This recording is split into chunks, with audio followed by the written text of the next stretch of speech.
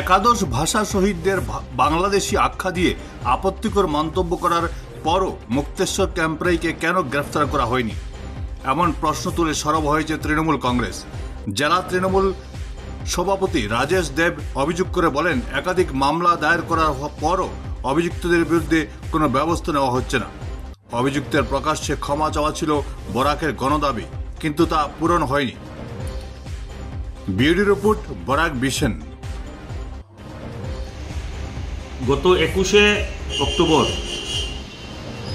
মুক্তেশ্বর ক্যাম্পরাই নামে এক ব্যক্তি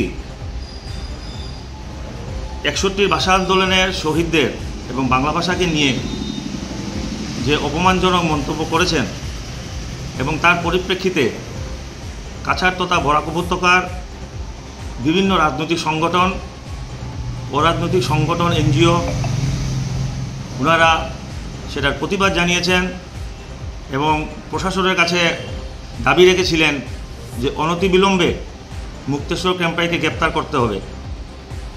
বিভিন্ন রাজনৈতিক এবং অরাজনৈতিক সংগঠন মুক্তেশ্বর ক্যাম্পরাইয়ের বিরুদ্ধে এফআইআরও করেছেন বরাক উপত্যকার বিভিন্ন থানা এবং পুলিশ আউটপোস্টে।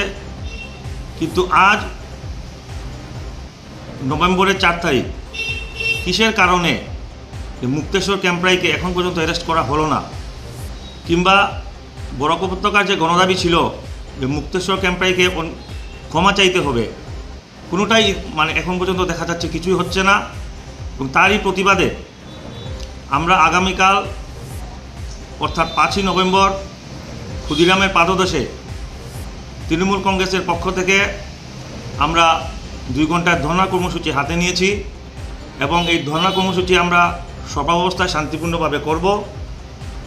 তাতে অংশগ্রহণ করবেন আমাদের তৃণমূল কংগ্রেসের নেত্রী তথা রাজ্যসভার সাংসদ সুস্মিতা দেব মহাশয়া।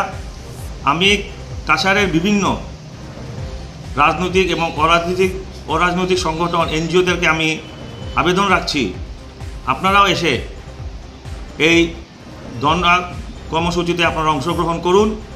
কারণ যেভাবে নিজের মাতৃভাষাকে রক্ষা করতে গিয়ে, বাংলা ভাষাকে রক্ষা করতে গিয়ে যেভাবে 19শে মে 1961 ইংরেজিতে 11 জন প্রাণ হারিয়েছিলেন, তাদের বিরুদ্ধে যে অবমাননাকর বক্তব্য রাখা হয়েছে যে বাংলা ভাষা এবং উনারা নাকি বাংলাদেশি, তো তার প্রতিবাদে আসুন আমরা সবাই মিলে আমরা এই ধর্ণা কর্মসূচিকে সফল করি, যাতে আগামী দিনে ক্যাম্পরাই মতন আর কোনো ব্যক্তি বাংলা ভাষা এবং বাংলা শহীদদের প্রতি এই ধরনের মন্তব্য করার আগে 10 বার চিন্তা করে।